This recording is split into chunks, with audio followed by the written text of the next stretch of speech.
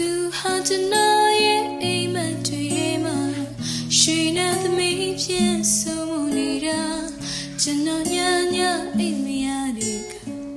အိမ်မများကိုလည်းမျိုးတသက်စွာ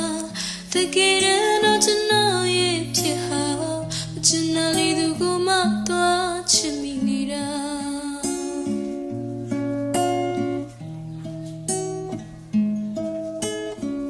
စိတ်ကူးရဲ့အတွင်း